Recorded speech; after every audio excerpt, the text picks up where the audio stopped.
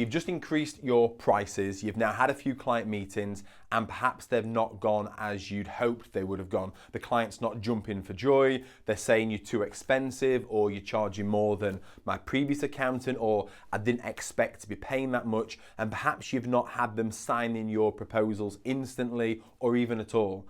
And so when that starts to happen, what the logical thing to do is to think, well, I've increased my prices, now people aren't accepting the price, therefore I've got my price wrong, so let's bring the price back down. The problem is that perhaps your price is now where it needs to be, but it's other aspects of the equation that's causing that client not to sign up. So it's unfair just to consider the price. We need to consider the full equation at work here. So what I'm going to do is take you through each aspect of the equation. I'm going to give you some questions to challenge each of those aspects to make sure that they're as robust as they should be. And I'm also going to give you some pointers to improve it so we can start to take price out as the key culprit.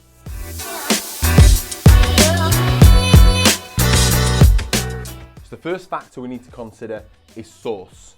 Where are we getting these leads from? How good are these leads that we're actually getting? Are they coming from a Google search?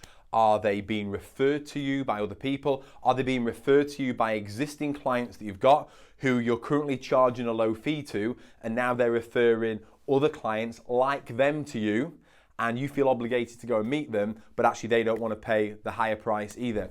Or maybe you're part of a breakfast networking group, you know, the type of thing where everyone is obligated to bring a lead every single week, and the easiest person to pick on is the accountant because everyone knows someone who might need an accountant.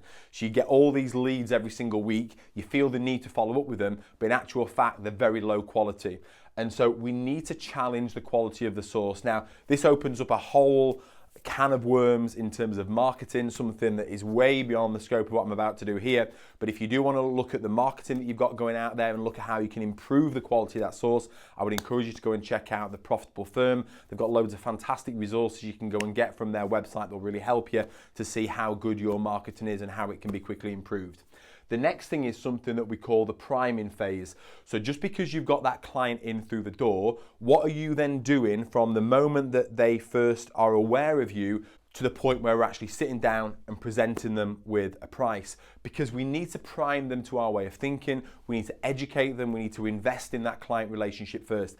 In our accountancy firm, some of our top clients that we get who pay us £1,000, £2,000 a month, they may have had 20 touch points from us. They may have downloaded a lead magnet from our website, they may have read some articles, they may have watched some videos, they may have been to an event, they may have been referred to us by somebody else. So they've got all these different touch points over a period of time. So from when they became first aware of us, it might take them 3 months, 6 months, 12 months to be primed into our way of thinking and to get to the conclusion that we are the right firm for them. This cannot be underestimated, the priming phase. It's really, really important.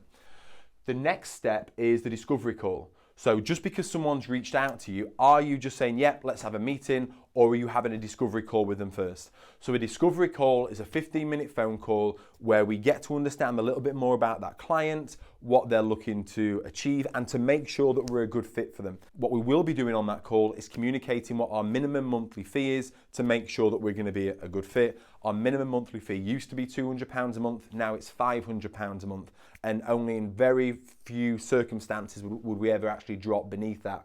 But the discovery call is to make sure that we're a good fit for each other. It is a barrier, you are putting a block in the way of having that meeting, but if they're not going to get over that barrier, then there's no point in having the meeting anyway. And we actually turn away about 50% of people at this stage here. If you're interested in knowing more about the priming phase or the discovery call phase, go and check out my book, Selling to Serve. I map out our entire priming and discovery call phase, including scripts in that book. Go and grab that and that'll be able to help you with those. The next part is the experience. So once people have now contacted you, they're the right person to be meeting with, and you've arranged your meeting and they've come to meet you ideally at your office, because that's the way that you can manage the overall experience. If you're meeting them at their premises, then you're not as in control of the experience, because now they may be called into meetings, there's lots of different distractions and various things, so you can't control that process. So ideally you want to be doing it in your office or at a neutral venue, like a cafe or something, but again, you really can't control that experience there. Maybe a hotel, meeting room there or something will be better if you don't have offices yourself. But if you are meeting them in your office, my question to you is that experience world class? If you're now promising a world class service and charging world class prices, you have to have an incredible world class experience from the moment that people interact with you. Are you sending them confirmation of the meeting via text, via email? Are you sending them a little video of where they're going to be coming to and how to find your office? Is there a car parking space ready for them with their name on the parking space? Is there a sign when they come into the offices with their name on, their company name, greeting them either on a screen or on a board or something like that? Is the meeting room professionally laid out? Do you have croissants and coffees and biscuits and everything ready for them if it's a morning meeting? Do you know everyone's name? Do every member of your team know everyone's name who's turning up, so we can say hello to them by their name and make them feel significant and special when they arrive? Are there no distractions? Have you sent out an agenda before that meeting so they know exactly what they're going through? Are you controlling that meeting in its entirety in terms of time and the agenda when they get there? What is the quality of that experience? Because experiences change the way that people are made to feel, and people will remember how you made them feel long after they've forgotten what the price is or what service you've actually provided them with. So experience cannot be underrated. A really good way to check this out is to get either a friend of yours, a member of your family, a client that you know really well, to actually go through your experience and to rate you on how you make them feel at every stage, from the moment you confirm the meeting, to they arrive at your office, to they sit in your reception area, to they get handed a drinks menu, for example, to when they finally leave. What is their feeling on a scale of 1 to 10 at every one of those touch points? This cannot be underestimated. We've done lots of work around this. We have lost clients in our firm because we failed on the experience, and now we win clients on the strength of that experience as well. If you Google red carpet treatment, I did a webinar with Carbon about a year or so ago where we walked them through our entire experience that we have in our firm and that I've seen happening in other firms as well. It was a webinar that we did. I'm sure you'll be able to still access that content, but just Google red carpet treatment and go on Carbon's website to find that.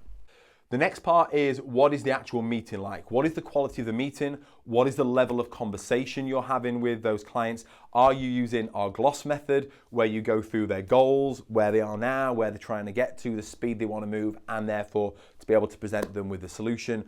Are we understanding what their real challenges are? Are we really getting under the skin of it and not actually just responding to what they're telling you they want, but really getting under the skin of what they need? So when it comes to their goals, are you talking to them about their personal goals? Because it's their personal goals that are their real problems that they're trying to solve. And your value in the world is directly proportional to the size of the problems that you can solve. If you want to be more valuable to your clients, solve bigger problems. And then finally, solution. Are you presenting the value of your solution, or are you focusing on your services and your products? Don't forget, your clients don't care about you and they don't want what you've got. All they care about is how their life will be better as a result of the services that you provide them with and the products and the tech that you implement into their business. So you need to be focusing on how their lives will be better once you've done what you're going to do. Do you have the confidence to have that level of conversation with them? Because it's that way you communicate that you're the expert, that you're the authority, and you're the absolute only choice for you to go ahead with. If you're looking at ways to improve the meeting, to have better conversations, to unlock the full value of that client and to really discover what their challenges are so you can present the correct set of services to them, then you need to be checking out our gloss method. If you go on to goproposal.com/resources, you'll be able to get our gloss method video. You can go and watch that and we'll guide you through that process as to how we have in-depth, meaningful, deep conversations with our clients to unlock the full value for them and for us as well. So it's only now where we get into price. We've had all these things happening before we even get to a point where we're now going to communicate the price to them. Now, I'm assuming that you're using GoProposal, and I'm assuming that you're using our pricing methodology that we use in our firm within there to communicate what the fees are going to be to that client. Because if you are, I know that they're going to be on point. I know that you're going to be communicating them in a clear and transparent method. I know that you can be basing that price on practical, logical factors about that client, such as what their annual revenue is, how many transactions they've got going through their accounts, how many items you're going to be reconciling for them, the number of staff that they have on payroll, service level, quality of record keeping, etc. And therefore, there's no ambiguity, there's no argument, it's clear, it's transparent, it's ethical, it's all above board. And so long as you're using that type of methodology and you're communicating it whilst you're with the client, this is key. You have to be able to do this whilst you're with the client because they will have questions, they will have objections.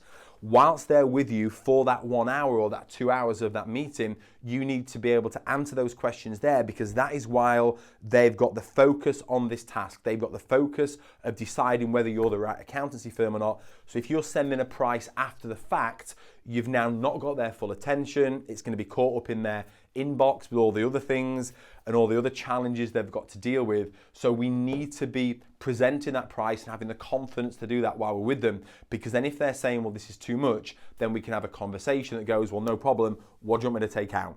But let's have that whilst we're with them. Or if they're saying, why are you charging me for this or what's that? That's your opportunity to communicate why you charge for that, why other accountancy firms don't charge for that. So for example, one thing that we always charge for is what we call the alignment fee. The alignment fee is for those missed payments when you're onboarding a client midway through their year for services that you charge the full 12 months for. So for example, annual accounts. So they've missed the first 3 months of annual accounts payments, so you're going to charge for those with an alignment fee, and we present that very clearly to the client. Now, if they say the other accountants I've been to don't charge for that, that's a great opportunity for you to demonstrate that you're an expert on profitability, on cash flow, on the way that you should charge. And the reason those other accountants don't charge for it is because they don't know to charge for it. They leave money on the table. And what that means is that they'll either have to hit you with a surprise bill at the end of the year, or they won't be able to deliver the level of service that they're promising you because you've not paid them enough for that service. We value our relationship too much to do that to you, which is why we have to charge for everything that we're providing you, just like we would encourage you to do the same with your clients and your customers as well. So anything like that, we want to have that conversation whilst we're with them. The next part is the quality of the proposal. This needs to be super professional. Again, I'm assuming that you're using GoProposal, so obviously we've designed the layout of that to look absolutely world class, to present your services and your fees in the best possible way, in the correct order that the client actually wants to consume that information. Sometimes people hide the fees at the end of the proposal, thinking that the client is going to read through every service and what you're providing them with. No, they won't, because you don't do that. When you get a proposal, all you do is you flick through and you get straight to the price. That's why that has to be presented fairly early on in the proposal, and then you back up that price with service descriptions afterwards. So I'm assuming that you're using GoProposal, you've got testimonials in there, you've got beautiful graphics of your brand, you've got all your colors in there, and you're presenting your services as best you can. And again, that is going out during the meeting. This week, we signed a new client in our accountancy firm, and they signed up during the meeting, and we were significantly higher than their previous accountant, like 3 times more. But because we'd been through all of these phases, by the time they got to this point, their question literally was, where do I sign? And they signed up, which negated the follow-up process. Now, regardless of whether they sign up on the spot or not, you have to be able to present that proposal to them whilst you're sat in that meeting as well. So let's imagine you've got all these things right, you've got to this point now, and they've still not signed up. There's a really good chance that we've failed on the follow-up process. Most accountants will follow up with their prospects 4 times, 5 times tops, and because that client, that prospect hasn't got back to you, you will assume that that means something, that they're no longer interested in you, that you're not good enough, that your fees are too high, etc. It means absolutely nothing. We've got to be diligent in the way that we follow up, and we've got to follow up forever, because it can take between 12 and 15 touch points before that client will accept. Now, you've got to follow up in the right way. You can't just be pestering them, ringing them, saying, hey, are you ready to sign up yet? Are you ready to hit accept yet? You've got to be continuing to invest in that relationship. We've got to continue with the priming. We've got to share some really valuable pieces of content with them. Because we're able to produce the proposal during the meeting and we don't have any work to do after the proposal meeting, what we will very often do is do a video of the proposal using Loom or some other screen capture software like that. So we can send a 5-minute video of the proposal saying, hey, James, thank you so much for coming and seeing us today. Thank you for the opportunity to present our services to you, and we really look forward to working with you. I'm just going to take you through what we included in that proposal to make sure that you understand why we've included them, why they're going to be of value to you, and how you're going to benefit with those services. So that's a really fantastic touch point to send through. But again, continuing to follow up in a diligent, positive way cannot be underestimated. We've had clients that have taken us over a year of follow-up with them, where most other accountancy firms would have stopped. A really nice thing you can do here, if they've not gone ahead with it, is very often the client doesn't know how to buy accountancy services. They don't know how to compare you to other accountancy businesses. What you can actually do is set the buying criteria to say, look, I know you're comparing us. If you do know they're comparing you to other firms, I know you're comparing us to other firms, which is great. You want to make sure that you're choosing the right accountancy business to work with you in the long term. However, this can be a difficult decision. So what we've done is we've got a checklist here that you can use against us and these other accountancy firms to make sure that you're making the right decision for you. So you then construct that checklist, and obviously you want to make sure that you come out well in that process. So for example, we have things like, do you have your monthly management accounts sent to you within 7 days of your month end? Are those monthly management accounts presented to you via video so you can communicate them to the rest of your team, etc., etc.? So we make sure that we come out very well on that checklist. But that's, again, a really nice method of following up with that client to help them to make the decision. Now, it's at this point here where the client should have signed up. But there's two things that happen after this that you're going to think, well, how on earth can they affect the sign-up process? But they really do. The next one is onboarding. So the reason why a lot of businesses won't sign up with you, it's nothing to do with your price. It's the fear of the unknown. It's what's going to come next. They think in their mind that moving from their previous accountant is going to be a big decision. So just because you're offering a better service at a bit of a higher price, they actually attach pain to moving away from this other accountancy firm. And it's because they're fearful of the unknown of what's going to happen next. So communicating what's going to be happening during the onboarding process is key. We have a brochure in our accountancy firm that we actually hand out at this stage here. So they've got the proposal during the meeting. We now give them a brochure that maps out what the entire onboarding process is going to be. We've sold our business and our services at this point. We're now selling what's coming next, because that's the bit that's going to prevent them from making that decision. So we're very clear on the onboarding process, and we deliver a fantastic onboarding experience as well for our clients that's very efficient, minimizes the amount of time they have to invest in that and any disruption to them as well, which is what you have to communicate. And the final factor is the delivery of your service. Now you might think, what has the delivery of your service got to do with signing the client up, because they've not even experienced this yet? So surely this can't impact anything that's gone before. But it does, because it impacts you. You as the accountancy firm owner, or you as the person selling these services to your clients, because the first sale you have to make is to yourself. If you're not fully convinced that the services that you're selling to your clients are absolutely worth the price that you're charging, and that these services can massively impact these clients, if you're not sold on that, there is no way you'll be able to sell the prospect on that either. So you have to get sold on this. Are you delivering your services to the best of your ability? Are there any ways that you can improve them, deliver them faster, deliver them with greater clarity or improved information, greater insights? Is there some reporting software that you could get that would really help to bolster what it is that you do? Is there a practice management software, something like Center or Carbon, that you could use to really maximize the way that you deliver those services? So both of these phases here, onboarding and delivery, if you know that they're actually below par, then that could be causing you a problem further down here, because subliminally you're actually communicating that because you don't believe in it yourself. So we need to look at simple ways that we can improve these. Now, before you started watching this video, you might have thought that price was your problem. And now what I've shown you is actually you've got all these different stages that are all impacting the equation. In actual fact, you've got far more problems than you thought. I don't want that to be the case. So all I would encourage you to do is to be aware of all these different stages and just to ask yourself, how could each one of them be improved? You don't have to get them all to be perfect. Your pricing now actually might be the most solid part of this equation. Your pricing and the proposals might be the most solid part. And so what you might need to do, these might be like level 8s or 9s, is just raise some of these slightly. But don't think I've got to get all these up to be a level 8 or a 9. Just think, how can I make this one step better? How can I make this one level better? So don't think about perfection, think about progress. All we're looking for is one step better than we were last month. That's the only firm you're competing with, your firm last month. And if you can make each one of these incrementally better, they will all start to help you to convert those clients at the right price that you can deliver the level of service that you want to deliver to them. Another key thing I talk about is that speed beats perfection as well. Just try things, don't overthink things.